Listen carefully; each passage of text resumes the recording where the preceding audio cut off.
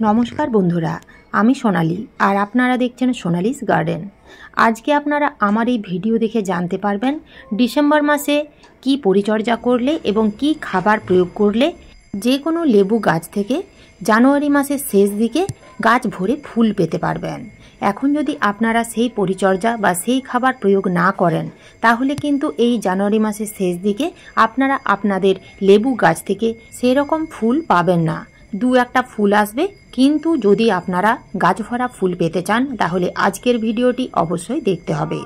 December মাসে লেবু গাছের ডরমেন্সি পিরিয়ড শুরু হয়ে গেছে এবং এই ডরমেন্সি পিরিয়ড থাকবে জানুয়ারি মাসের মাঝামাঝি সময় পর্যন্ত। আপনারা এখানে দেখতেই পাচ্ছেন আমার এই লেবু গাছটিতে দেখুন যথেষ্ট পরিমাণের পাতা ছিল। এখন কিন্তু ডরমেন্সি পিরিয়ডের জন্য গাছের পাতাগুলো প্রায় ঝরে গেছে। তো ডরমেন্সি পিরিয়ডে গাছের পাতা হলুদ হয়ে ঝরে যাবে, গাছের গ্রোথ থেমে যাবে। তবে ভয় পাওয়ার কিছু নেই, গাছের পাতা যত বেশি ঝরে যাবে সেই সব জায়গা থেকে আবার নতুন নতুন পাতা গজাবে এবং ডালও গজাবে। লেবু গাছে যত বেশি বেশি নতুন নতুন ডালপালা গজাবে এবং সেই নতুন নতুন ডালপালাতেই প্রচুর পরিমাণের ফুল আসবে। লেবু গাছ নিয়ে আমাদের বিভিন্ন ধরনের সমস্যা লেগেই থাকে। যেমন ধরুন, আমরা অনেক দিন আগে বা কয়েক বছর আগে লেবু গাছ লাগিয়েছি এবং সেই গাছ থেকে কোনো রকমই ফুল পাওয়া যাচ্ছে না। গাছ ভরা ফুল এলেও সেই ফুলগুলো ফলে পরিণত হওয়ার আগে ঝরে পড়ে যাচ্ছে, গাছের পাতা কুঁকড়ে যাচ্ছে। এই ধরনের বিভিন্ন সমস্যা আমাদের দেখা দেয়। তো আজকে আমি আমার এই ভিডিওতে কয়েকটা গুরুত্বপূর্ণ টিপস আপনাদের তুলে ধরব। সেই টিপসগুলো যদি আপনারা এই ডিসেম্বর মাসে ফলো করতে পারেন তাহলে জানুয়ারি মাসের শেষ দিকে আপনারা দেখতে পাবেন আপনাদের লেবু গাছে ফুলে ভরে গেছে। তো সেই গুরুত্বপূর্ণ টিপসগুলো কি কি, চলুন একটা একটা করে জেনে নেওয়া যাক। লেবু গাছে প্রচুর পরিমাণে ফুল আনার জন্য আমাদের প্রথম যে টিপস ফলো করতে হবে তা হলো জল। এই সময় লেবু গাছের মাটিতে বেশি পরিমাণে জল দেওয়া যাবে না, সীমিত জল দিতে হবে। যতটুকু প্রয়োজন ততটুকুই জল দিতে হবে। অতিরিক্ত জল এই সময় কখনোই দেওয়া উচিত নয়। যদি আমরা এই সময় অতিরিক্ত জল দিয়ে দিই, অর্থাৎ গাছের মাটিতে জল আছে তা সত্ত্বেও আবার যদি আমরা জল দিয়ে দিই তাহলে লেবু গাছের ক্ষতি হবে। এই সময় আমরা লেবু গাছের মাটিতে জলের টান দেব।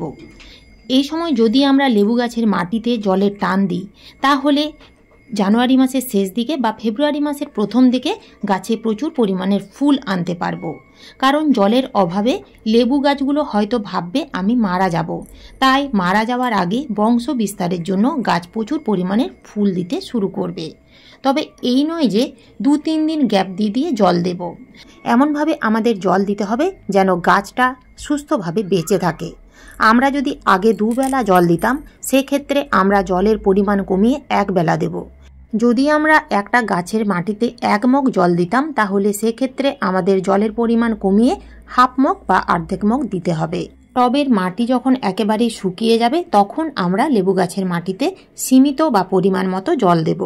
আর যদি আমরা লেবু গাছের মাটিতে জল একেবারেই দেওয়া কমিয়ে দিই তাহলে গাছের কি ক্ষতি হবে জানেন? গাছের শিকড়ের ক্ষতি হবে। যখন পরবর্তীকালে ফুল আসবে তখন কিন্তু সেই ফুলগুলো সবই ঝরে পড়ে যাবে। তাই আমাদের এই সময় জল বুঝে বুঝেই দিতে হবে। অতিরিক্ত জলও দেওয়া যাবে না, আবার 3-4 দিন গ্যাপ দিয়েও জল দেওয়া যাবে না। দ্বিতীয় যে টিপস আপনাদের ফলো করতে হবে তা হলো লেবু গাছের মাটিতে খাবার প্রয়োগ। এই সময় আপনারা কখনোই লেবু গাছের মাটিতে ভারী খাবার বা নাইট্রোজেনযুক্ত খাবার কখনোই প্রয়োগ করবেন না। নাইট্রোজেনযুক্ত খাবার বলতে পুরনো গোবর সার, ভার্মি কম্পোস্ট, শিংকুচি, নিমখোল, এছাড়াও আরও অনেক খাবার আছে যে খাবারের মধ্যে নাইট্রোজেনের মাত্রা অনেক বেশি থাকে। সেই সকল খাবারগুলো এই ডিসেম্বর মাসে একেবারেই দেওয়া যাবে না। এছাড়াও যে সকল বন্ধুরা রাসায়নিক সার গাছের মাটিতে ব্যবহার করেন সেই সকল বন্ধুদের বলবো এই সময় আপনারা ডিএপি বা ইউরিয়া এই ধরনের সারগুলো কখনোই ডিসেম্বর মাসে লেবু গাছের মাটিতে দেবেন না। তাহলে আপনারা এই সময় লেবু গাছের মাটিতে কি কি সার দিতে পারবেন। যদি আপনারা নভেম্বর মাসে ভারী খাবার এই গাছের মাটিতে দিয়েছেন তাহলে আর এখন কোনো রকম খাবার দেওয়ার দরকার নেই। এখন আমরা লেবু গাছের মাটিতে শুধুমাত্র তরল খাবার প্রয়োগ করতে পারবো। তো এই 3টি তরল খাবার আমরা একসাথে মিশিয়ে লেবু গাছের মাটিতে দেব। তো এই 3টি তরল খাবার আমরা কি কি দিয়ে তৈরি করে গাছের মাটিতে দিতে পারবো, কতদিন অন্তর দেওয়া যাবে, চলুন জেনে নেওয়া যাক। তিনটি খাবারের মধ্যে প্রথমে আপনারা যে খাবারটা দেখতে পাচ্ছেন এই খাবারটা হচ্ছে শুকনো পাকা কলার খোসা ভেজানো তরল সার। একটা পাত্রে আপনারা 500 ml জল নেবেন এবং তাতে 5 থেকে 6টা শুকনো পাকা কলার খোসা ভিজিয়ে রাখবেন। আরেকটা পাত্রে 500 ml জলে 1 চামচ চা পাতা, চা পাতা, কোনো ব্যবহার করা চা পাতা কিন্তু নয়, চা পাতা ভিজিয়ে রাখবেন। কতদিন ভিজিয়ে রাখবেন? 1 রাত্রির জন্য। আর এখানে আপনারা এই গ্লাসে যে খাবারটা দেখতে পাচ্ছেন এই খাবারটা হচ্ছে বোরন। 500 ml জলে 2 গ্রাম বোরন কিছুক্ষণ আগে গুলে রেখেছি। এই রকম একটা পরিষ্কার পাত্র নেবেন এবং তাতে 500 ml শুকনো কলার খোসা ভেজানো তরল সার নিয়ে নিতে হবে। তার সাথে নিতে হবে চা পাতা ভেজানো তরল সার। তো দেখুন, আপনারা দেখতেই পাচ্ছেন এখানে আমি দুটো খাবার নিয়ে নিলাম। আপনারা চাইলে ছেঁকেও ব্যবহার করতে পারেন। তো আমি এইভাবেই নিয়ে নিলাম। এরপরে বোরন ভেজানো জল আমি দিয়ে দিচ্ছি। 3টে উপাদান দিয়ে দেওয়ার পরে খুব ভালোভাবে নেড়ে নিতে হবে। এই তরল খাবার আপনারা সরাসরি গাছের মাটিতে কিন্তু কখনোই দেবেন না। সেই জন্য আরেকটা পরিষ্কার পাত্রে পুরো তরল খাবারটাই ঢেলে দিলাম এবং দেখুন আমি এখানে আরও 50% প্লেন জল মিশিয়ে নিলাম। মিশিয়ে নেওয়ার পরেই আমরা গাছের মাটিতে প্রয়োগ করব।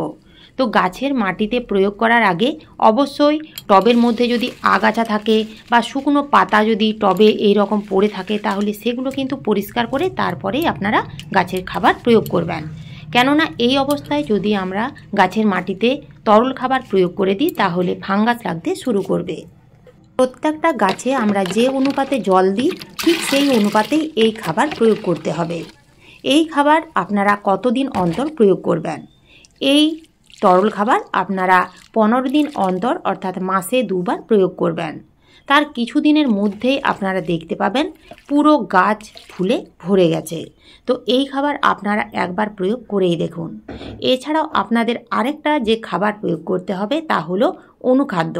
15 দিন অন্তর আপনারা যে কোনো অনুখাদ্য গাছে স্প্রে করবেন। আপনারা যারা আমার ভিডিও রেগুলার দেখেন তারা নিশ্চয়ই জানেন আমি বায়োভিটা এক্স ব্যবহার করি। তবে আপনাদের কাছে যে অনুখাদ্য থাকবে সেই অনুখাদ্যই ব্যবহার করবেন। এমন নয় যে বায়োভিটা এক্স ব্যবহার করতে হবে। এরপরে আপনাদের যে টিপসটি মনে রাখতে হবে তা হলো রিপোর্টিং। এই সময় কোনো রকমভাবে লেবু গাছের রিপোর্টিং করবেন না। কেননা রিপোর্টিং করার সময় আমরা মাটির সাথে বিভিন্ন ধরনের খাবার ব্যবহার করি। তো সেই খাবারগুলো যদি আমরা এই সময় দিয়ে দিই তাহলে গাছ গ্রোথ নিতে শুরু করবে এবং পাতার সংখ্যা বৃদ্ধি পাবে, যার ফলে ফুলের পরিমাণ কিন্তু একেবারে কম পাওয়া যাবে। তাই এই সময় আপনারা রিপোর্টিং করবেন না। 4 নাম্বার টিপস, এই সময় আপনারা লেবু গাছের ডাল কাটাই ছাঁটাই করবেন না। তা হালকা বা ভারী যে কোনো ডাল কাটাই ছাঁটাই করবেন না।